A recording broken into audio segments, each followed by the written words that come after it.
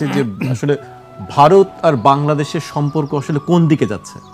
সম্প্রতি তারা স্থল বাণিজ্য নিষেধাজ্ঞা দিয়েছে আমাদের উপর, কিভাবে দেখেন আপনি?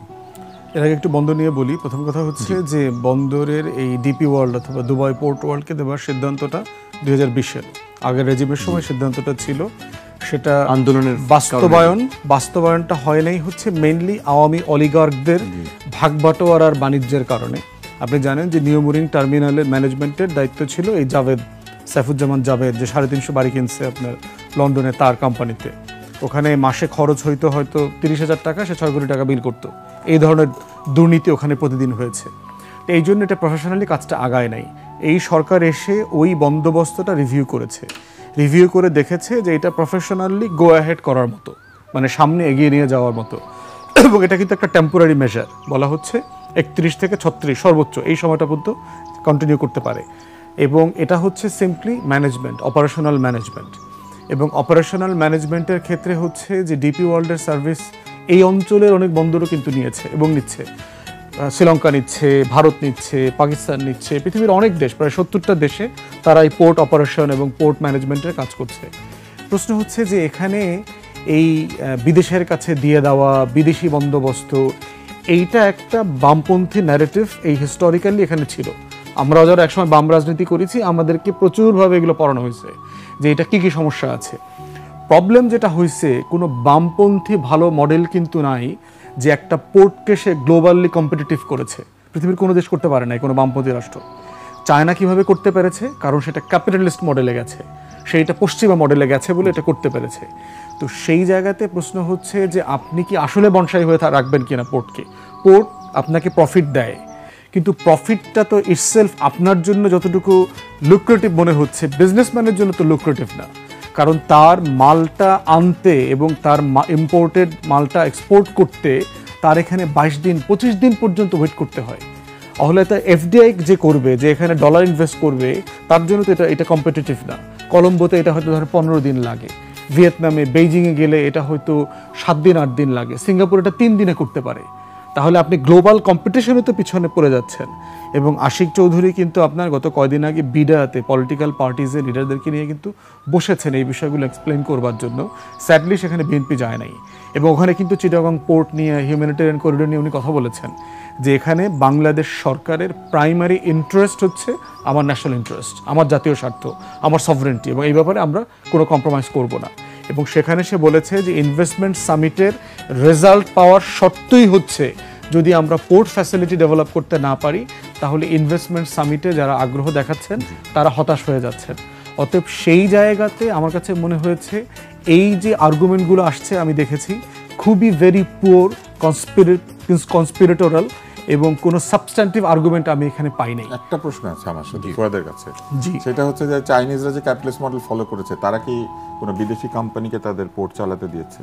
তো পুরো ইন্ডাস্ট্রি তো আপনি দেখেন টোটাল ওয়েস্টার্ন কনসালটেন্ট, কিন্তু কিন্তু পোর্টগুলো কি মানে কন্টেইনার হ্যান্ডলিং বা এক্সিকিউটিভ যে দায়িত্বগুলি, সেগুলি কি? ওটা এক্স্যাক্টলি উত্তর আপনাকে দিতে পারছি না, বাট ডিপি ওয়ার্ল্ডের তালিকাতে যেটা দেখলাম, আপনার তৃতীয় বিশ্বের দেশ, উন্নয়নশীল দেশের অসংখ্য দেশ, ইনক্লুডিং কোরিয়ার নাম দেখলাম। আপনার কোরিয়াও 80 দশকে 90 দশকে লম্বা সময় পোর্ট ম্যানেজমেন্ট বিভিন্ন দেশকে দিয়ে করিয়েছে। যুক্তরাষ্ট্র তাদেরকে দেয়নি, করিয়েছে একসময়, কিন্তু সিঙ্গাপুর করিয়েছে আপনার 60-70 তাদেরকে দেয়নি। হ্যাঁ, যুক্তরাষ্ট্রের সঙ্গে কথা ছিল তাদের পোর্ট নিয়ে কাজ করা, কিন্তু যুক্তরাষ্ট্র তাদের সঙ্গে কাজ করেনি। আরেকটি বিষয় হচ্ছে যে আপনি কি এইভাবে অরাজনৈতিক সরকার আছেন, আপনি কি 36 সাল বা 40 সাল পর্যন্ত আপনি চুক্তি করে রেখে দিয়ে যেতে পারেন?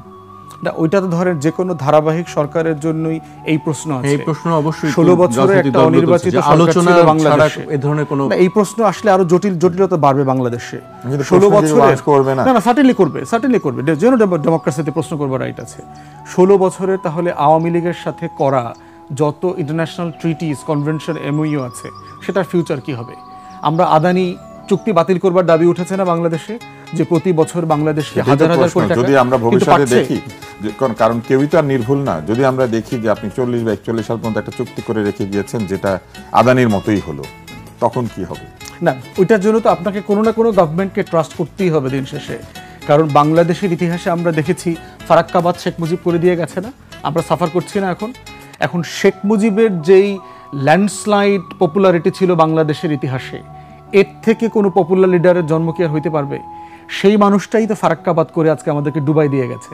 এখন প্রশ্ন হচ্ছে যে আপনি কি চুক্তির কথা বলছেন? হ্যাঁ, ফারাক্কা যেটা আপনার ইন্ডিয়াকে পরীক্ষামূলকভাবে চালু করতে দিয়েছে। তাহলে প্রশ্ন হচ্ছে যে আমাদের কোনো না কোনো সরকারকে তো এইটা ট্রাস্ট করতেই হবে দিন শেষে, কিন্তু এই ক্রিটিক্যাল প্রশ্নগুলো জারি রাখতে হবে। কোনো না কোনো সরকারকে ট্রাস্ট করার জন্য যেটি রাজনৈতিক দলগুলো বলছে যে তাদের সঙ্গে আলোচনা করে সব গুরুত্বপূর্ণ সিদ্ধান্ত নেওয়ার কথা না, বলেছে। এটা তাহলে তো প্রবলেম trust আছে করবে না, এটা প্র্যাকটিক্যাল কোশ্চেন না কেন আপনার, এটা কনফিডেন্সিয়ালিটি ক্লজ আছে। একটা রাষ্ট্র যখন আর একটা রাষ্ট্রের সাথে চুক্তি করবে, চুক্তির ক্লজ নিয়ে কখন পলিটিক্যাল পার্টির সাথে আলোচনা হয় না, এটা দুইটা স্টেট। জীবন অবাক না করলে কে করবে? 28% মিল্ক ফ্যাটের অবাক করার সাথে ফ্রেশ মিল্ক পাউডার। জীবন অবাক করুক প্রতিদিন। গভর্নমেন্ট টু গভর্নমেন্ট চুক্তি বর্তমানে এটাই তো গভর্নমেন্ট আমাদের। না, কিন্তু ডিপি ওয়ার্ল্ড কি গভর্নমেন্ট টু গভর্নমেন্ট চুক্তি? না, ইভেন প্রাইভেট কোম্পানির সাথে যদি আপনি চুক্তি করেন, যেমন আদানির সাথে যখন চুক্তি করা হয়েছে, এটা টার্মস এন্ড রেফারেন্স তো আমাদের সাথে শেয়ার করা সেটা তো হয়নি। একটা কালো আইনের মাধ্যমে হয়েছিল, ওই বিদ্যুৎ মন্ত্রণালয়কে ইন্ডেমনিটিও দেওয়া হয়েছিল। না, ওটাই মানে যেটা হয় দিন শেষে তো সেইগুলিকে আমরা বজায় রাখবো নাকি নতুন বন্দোবস্তে আমরা নতুন ভাবে এই বিষয়গুলো আলোচনা করব? ওইটার ডিফিকাল্টি হচ্ছে তুষার ভাই, পৃথিবীতে কোনো বিগ কোম্পানি আপনাকে আপনি যদি তার টার্মসকে এক্সপোজ করেন, তাহলে তার সাথে আপনার সাথে নন ডিসক্লোজার এগ্রিমেন্ট সম্পর্কে আমার একটু ধারণা আছে, তাহলে আপনার সাথে চুক্তিতে আগাবে না। দিন শেষে আমরা যেটা প্রেসার ক্রিয়েট করতে পারি। আপনি তো এই নন ডিসক্লোজার করছেন একটা পাবলিক প্রপার্টি নিয়ে, পাবলিক প্রপার্টির চুক্তি নিয়ে, তো সেখানে তো কাউকে না কাউকে জনগণকে অবহিত করতে হবে। জনগণ কার মাধ্যমে অবহিত হবে? আপনি সরাসরি অবহিত করছেন না, আপনি জনগণের প্রতিনিধি যারা রাজনৈতিক দল তাদেরকেও জানাচ্ছেন। এই অংশটার সাথে আমি একমত যে আমরা চাই যে এখানে, আমি পার্সোনালি কোনো সিকিউরিটি কনসার্ন দেখছি না, কিন্তু সরকারের পক্ষ থেকে আমিও বলি না, বাট যেটা ডায়ালগটা হওয়া দরকার। সিকিউরিটি আমরা দেখব, যেইটা অপারেট করুক তদারকি তো আমরা দেখব। কিন্তু প্রশ্ন তো আলোচনাটা হোক, আমরা তো বাংলাদেশ ব্যাংকের টাকা পাহারা দিতে পারি না, আমরা তো কোথাও পাহারা দিয়ে খুব একটা যে ভালো করেছি সেটা তো নাই। তাহলে আমি তো পাহারা দেওয়ার যোগ্যতা রাখি না, কিন্তু পাহারা দেওয়ার জন্য আরেকজন বিদেশি হায়ার করবেন। রাইট, এখন প্রশ্ন হচ্ছে ডায়ালগটা জরুরি, যেটা আমরা বলেছি, এবং সেই জন্যই কিন্তু বিডা কিন্তু সবাইকে ডেকেছিল যে ইনভেস্টমেন্ট সামিটের ফলো আপের জন্য আমাদের চ্যালেঞ্জগুলো কি কি। সেখানে কিন্তু অলমোস্ট সব রাজনৈতিক দল গেছে, বিএনপি যায় নাই।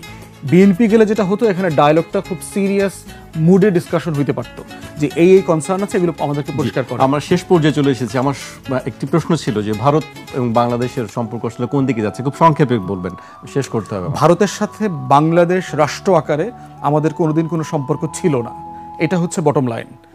ভারতের সাথে সম্পর্ক ছিল আওয়ামী লীগের, শেখ পরিবারের, জাতীয় পার্টি এরশাদের, এরকম কিছু ব্যক্তি এবং এন্টিটি যারা মোটা দাগে হচ্ছে আমার স্বাধীনতা, সার্বভৌমত্ব সাপেক্ষে ন্যাশনাল সিকিউরিটি থ্রেট, আমার জাতীয় নিরাপত্তার হুমকি। কিন্তু তাদের সাথে আমাদের বাণিজ্য সম্পর্ক আছে, কেনা বেচা আছে, সেটি ক্ষতিগ্রস্ত। আপনার বাসার সামনে যে ভ্যান গাড়ি থেকে আপনি সবজি কেনেন, ওই সবজিওয়ালার সাথে আপনার কোনো সম্পর্ক আছে কিনা, ও কই থাকে, ওর ছেলে মেয়ে কয়জন, ওর বাড়িতে কখনো গেছেন কিনা, ওর ঈদের দিন দাওয়াত দিয়ে খাওয়াইছেন কিনা। আপনি কেনা বেচা করেন কিন্তু সম্পর্ক হয় না। যেই সুন্দর মেয়েটাকে আপনি পাড়ার গ্রামের স্কুল থেকে হেঁটে যেতে দেখেছেন, অবাক দৃষ্টিতে তাকিয়ে থেকেছেন, ওকে আপনি দেখে মুগ্ধ হয়েছেন, কিন্তু ওর সাথে আপনার সম্পর্ক হয়নি। সম্পর্ক এইভাবে হয় না। ভালোবাসা হইতে পারে কিন্তু সম্পর্ক হয় না। ওই ভালোবাসার সম্পর্ক হাসিনার সাথে ছিল, শেখ মুজিবের সাথে ছিল, ভারতের জাতীয় পার্টি এরশাদের সাথে ছিল। বাংলাদেশ রাষ্ট্র আকারে, জাতি আকারে ভারতের সাথে আমার কোনোদিন কোনো সম্পর্ক ছিল না। This is the bottom line. এর মানে কি আমরা কেনাবেচা করি নাই?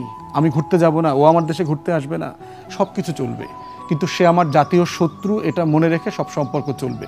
প্রশ্ন হচ্ছে এখন এই যে কেনাবেচা বন্ধ করে দিয়েছে, কিছুই হবে না। এটার এক্সাম্পল দেই যে ভারত থেকে আমরা আসলে কি আনি, মোটা দাগে কিছু খাবার দাবার আনি, চাল, ডাল, আলু, পেঁয়াজ, তাও ম্যাক্সিমাম টাইম যে সময়ে দেওয়ার কথা, যে দামে দেওয়ার কথা, যে প্রসেসে দেওয়ার কথা সেটা তারা দেয় না, বেইমানি করে। এখানে মোটা দাগে আনি হচ্ছে তুলা আনি, সবচেয়ে বেশি আমরা ইম্পোর্ট করি হচ্ছে ভারত থেকে তুলা আনি, $2 to 3 বিলিয়ন তুলা আনি। এর থেকে সস্তায় সেন্ট্রাল এশিয়া থেকে, পাকিস্তান থেকে, আমেরিকা থেকে, ইন্দোনেশিয়া থেকে, বিভিন্ন দেশ থেকে আপনি তুলা আনতে পারবেন। আমার বিকল্প মার্কেট আছে। আমরা কি আনি? চিনি আনি। আমার 9টা, 10টা, 11টা চিনি কল বন্ধ হয়ে আছে। ভারত থেকে আপনার চিনি আনতে হবে কেন? ব্রাজিল থেকে চিনি আনতে হবে কেন? হ্যাঁ, আমাদের এখানে চিনি কলগুলির উৎপাদন ব্যয় না, এটা কম্পিটিটিভ না। আপনি যেহেতু 60-এর দশকের টেকনোলজি ব্যবহার করছেন, এটা কম্পিটিটিভ না হওয়ার কারণে প্রোডাকশন কস্ট বেড়ে গেছে। চিনি কলগুলো দিয়ে দেন বিদেশিদের।